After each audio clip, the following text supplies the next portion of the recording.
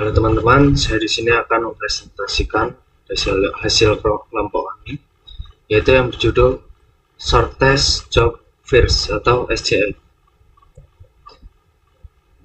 Jadi anggota kelompok kami terdiri dari Kevin Minardi dengan 2313004 dan saya Leo dengan Dio Primananda dengan NIM 2313020. Pengertian SJF. Salah satu algoritma penjadwalan yang sering digunakan adalah Shortest Job Next atau SJN, juga dikenal sebagai Shortest Job First atau SJF. Algoritma ini memiliki prinsip sederhana, yaitu proses yang memiliki waktu eksekusi tersingkat akan diprioritaskan untuk dieksekusi terlebih dahulu. Terdapat ada dua jenis dari SJF, yaitu non-preemptive Shortest Job First dan preemptive Shortest Job First. Non-preemptive SJF. Algoritma non-preemptive Shortest Job Next atau SJN yang juga dikenal sebagai Shortest Job First atau SJF adalah varian dari algoritma SJF yang dieksekusi proses berdasarkan durasi burst time terkecil yang sudah diketahui sebelumnya. Dalam algoritma ini, proses yang sudah dimulai tidak bisa dihentikan atau diganggu oleh proses lain yang lebih singkat. Proses tersebut akan terus berjalan hingga selesai. Baru kemudian, sistem memilih proses berikutnya dari antrian. Kelebihannya yaitu implementasi yang sederhana, jauh lebih mudah diimplementasikan karena tidak terinterupsi yang terjadi selama eksekusi. Lalu mengurangi turnaround time atau TAT. Karena proses yang singkat dieksekusi paling awal, maka meminimalkan waktu penyelesaian atau turnaround time. Lalu tidak ada overhead. Karena tidak perlu konteks switching, maka non-preemptive SJF tidak mengalami namanya overhead terkait konteks switching. Kekurangannya, starvation atau kelaparan. Karena pada waktu burst yang panjang misalnya terjadi, maka akan terlambat proses lainnya yang mengantri. Lalu tidak responsif. Algoritma ini tidak responsif terhadap proses baru karena menjalankan sesuatu proses dari awal hingga selesai tanpa terganggu, dan tidak efektif pada beban kerja atau tidak teratur. Ketika proses yang datang bervariasi secara acak, maka bisa menyebabkan masalahnya penjadwalan. Pada waktu awal, waktu ke -0, P4 datang. Pada waktu sama dengan 1, proses P3 sampai, tetapi P4 masih butuh 2 eksekusi. Tetapi P4 masih butuh 2 eksekusi lagi untuk diselesaikan. Jadi proses P4 masih berlanjut. Pada waktu sama dengan 2, proses P1 datang ditambahkan ke tempat tunggu. P4 masih dilanjutkan eksekusi. Pada waktu sama dengan 3, proses P4 akan selesai eksekusi. Kemudian dibandingkan burst time antara P3 dan P1, karena P1 memiliki burst time lebih dikit, maka P1 akan dieksekusi terlebih dahulu. Pada waktu sama dengan 4, proses P5 sampai dan akan ditambahkan ke antrian tunggu. P1 masih dilanjutkan eksekusi. Pada waktu sama dengan 5, proses P2 datang dan ditambahkan ke antrian tunggu. P1 masih dilanjutkan eksekusi. Pada waktu sama dengan 9, proses P1 selesai dieksekusi. Kemudian P2 akan dibandingkan burst time antara P3, P5, dan P2 Karena P2 memiliki burst time paling kecil, maka akan dieksekusi terlebih dahulu. Pada waktu P sama dengan 10, proses P2 baru mulai dieksekusi. Proses P3 dan P5 akan tetap di antrian tunggu. Pada waktu P11, proses P2 selesai dieksekusi. Kemudian dibandingkan burst time antara P3 dan P5. Karena P5 lebih sedikit burst time, maka akan dieksekusi terlebih dahulu dibandingkan P3. Pada waktu sama dengan 15, proses P5 selesai dieksekusi. Pada waktu sama dengan 23, proses P3 selesai dieksekusi. Rata-rata turnaround time sama dengan 7 plus 6 plus 22 plus 3 plus 11 per 5 sama dengan 9,8. Dan rata-rata waiting time 1 plus 4 sama dengan 14. Rata-rata waiting time sama dengan 1 plus 4 plus 14 plus 0 plus 7 per 5, yaitu sama dengan 5 per 5 T2.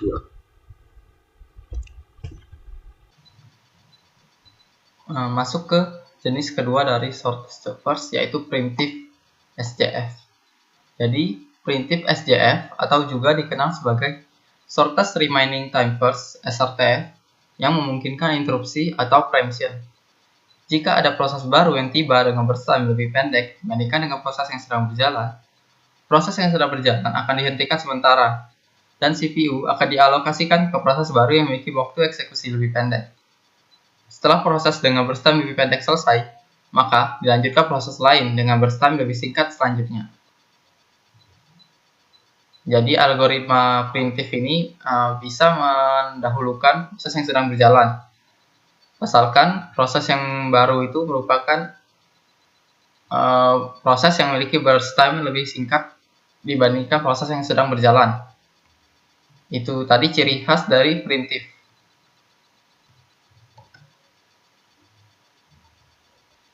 Kemudian kelebihan dari algoritma primitif SJF ini yaitu mengurangi average waiting time. Karena sifatnya yang mengeksekusi langsung proses dengan burst time lebih singkat, maka dapat mengurangi waktu tunggu rata-rata dalam antrian. Kemudian responsif terhadap proses baru. Sangat responsif sehingga efektif ketika berdatangan berbagai proses baru. Yang ketiga, meningkatkan utilitas CPU dan throughput. Algoritma primitif SJF cocok untuk meningkatkan throughput sistem terkait jumlah proses yang diselesaikan dalam periode waktu tertentu. Kemudian, kekurangan dari algoritma ini yaitu overhead pada proses switching. Proses overhead ini bisa terjadi ketika banyak pergantian proses terus-menerus. Kemudian yang kedua yaitu starvation atau kelaparan proses. Terjadi proses kelaparan di mana ketika ada proses dengan waktu burst time lama yang akan terus tertunda karena ada proses dengan burst time lebih singkat yang selalu didahulukan. Yang ketiga yaitu potensi menurun dalam real-time performance. Ketika banyak proses baru tiba bisa menyebabkan penurunan potensi performa. Sehingga algoritma ini kurang cocok untuk aplikasi yang memerlukan predictable timing real-time. Masuk ke contoh kasusnya ini yaitu di bagian kiri sini sudah terdapat tabel proses yang dilengkapi dengan burst time dan juga arrival time-nya. Jadi pada waktu yang detik ke 0, P4 tuh sampai seperti di sini dan mulai dilanjutkan eksekusi. Karena tidak ada proses lain yang datang sehingga P4 lah yang menjadi yang pertama kali dieksekusi. Ini adalah gambar dari bagian Gantt chart yang akan terus berproses hingga selesai.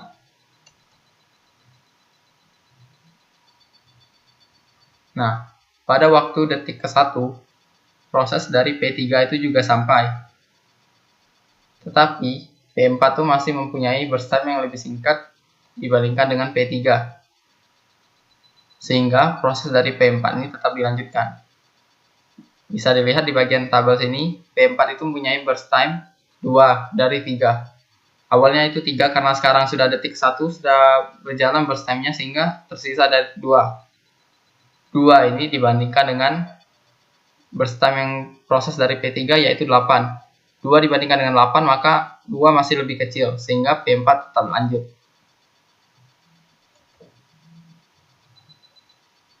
Pada waktu detik kedua, proses P1 sampai dengan burst time yaitu 6.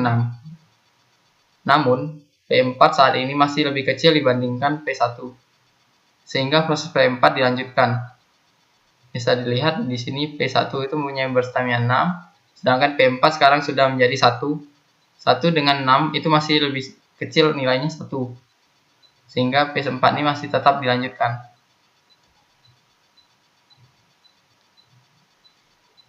Pada waktu detik ketiga, proses P4 itu selesai dieksekusi. Karena tadi P4 ini mempunyai burst time 3, sehingga sekarang sudah detik ketiga maka P4 ini sudah selesai. Kemudian dibandingkanlah burst time antara P3 dan P1 yang masih dalam antrian. P3 di sini mempunyai burst time 8, sedangkan P1 mempunyai burst time 6, maka P1 lah yang akan dilanjutkan eksekusi selanjutnya, karena dia mempunyai burst time lebih singkat dibandingkan P3.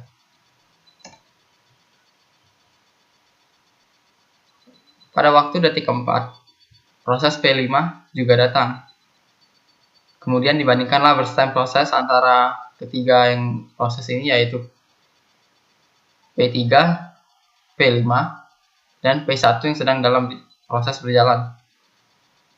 Karena P5 ini paling kecil yaitu 4 dibandingkan dengan P3 8 dan dibandingkan dengan lagi P1 itu 5, maka P5 lah yang akan dieksekusi terlebih dahulu karena dia paling kecil burst time yang dimiliki. Sehingga P1 tadi akan dialokasikan dahulu ke dalam antrian, sedangkan P5 akan dialokasikan ke dalam proses CPU. Inilah contoh dari preemptive, yaitu bisa mendahului.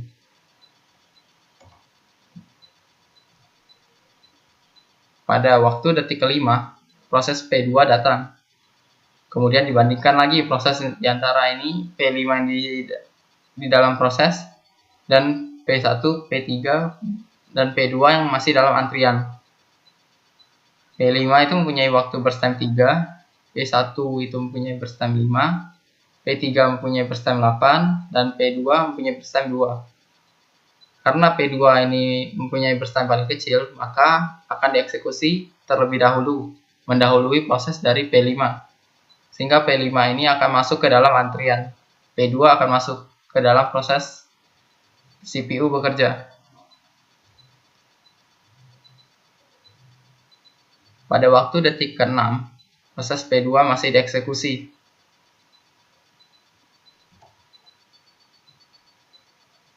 Pada waktu detik ke-7, proses P2 selesai dieksekusi.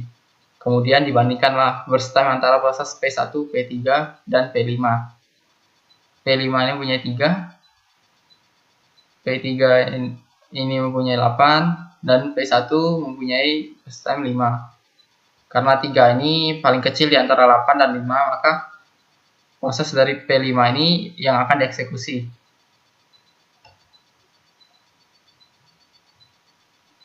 Pada waktu detik ke-10, proses P5 selesai dieksekusi. Kemudian dibandingkan burst time antara proses P1 dan P3. P1 mempunyai burst time 5 dan P3 mempunyai burst time 8, maka P1 lah yang akan dieksekusi karena nilainya paling kecil yaitu 5 dengan 8. Dikarenakan 5 lebih kecil, maka P1 dieksekusi dibandingkan P3 yang punya burst time 8. Pada waktu detik ke-15, proses dari P1 itu sudah selesai. Tersisalah P3 yang masih dalam antrian. Sehingga proses P3 ini akan dilanjutkan eksekusi. Pada waktu detik ke-23, proses P3 ini selesai dieksekusi. Sehingga inilah bagan gancat akhir dari proses yang ada.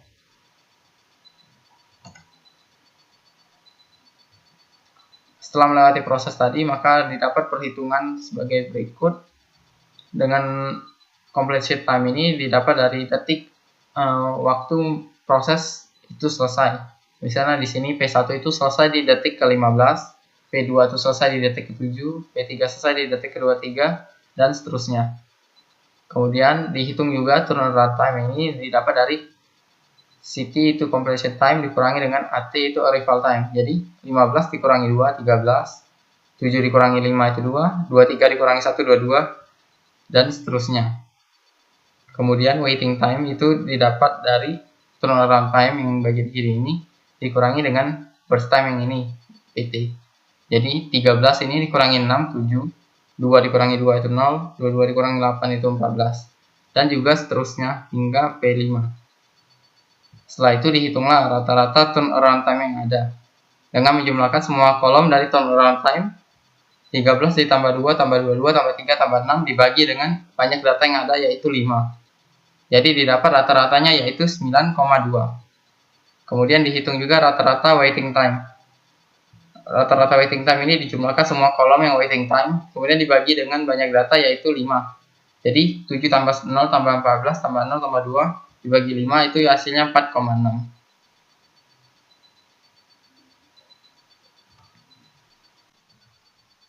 Salah satu contoh implementasi dari algoritma shortest job first dalam dunia nyata yaitu ada di pasar tradisional ataupun di warung-warung.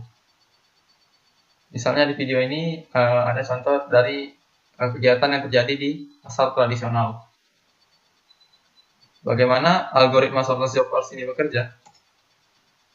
Jadi, misalnya di sini ada pemilik warung atau toko, dan kemudian datang pembeli pertama yaitu membeli 5 kg gandum, 5 kg telur, dan 5 kg beras.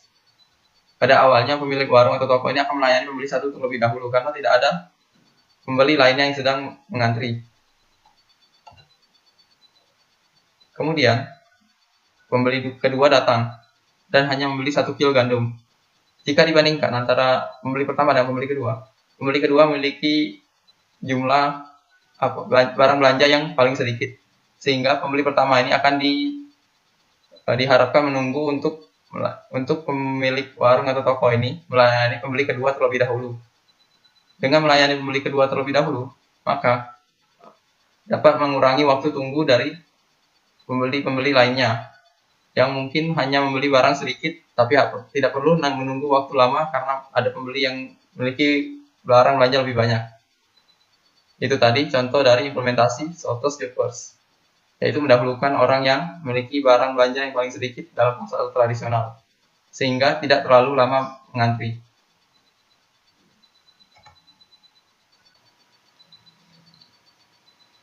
Kesimpulannya yaitu algoritma shortest job first atau SJF menjadi salah satu algoritma penjadwalan CPU untuk menangani proses dengan dua jenis, yaitu preemptive dan non-preemptive.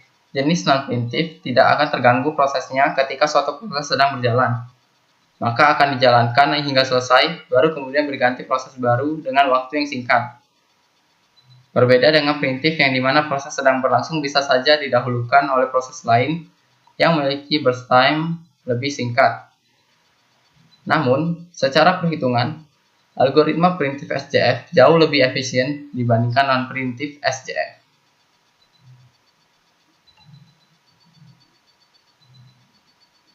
Itu tadi penjelasan mengenai algoritma shortest job first dalam penjadwalan CPU. Mohon maaf apabila ada pengucapan kata yang salah dari kelompok kami. Sekian dan terima kasih.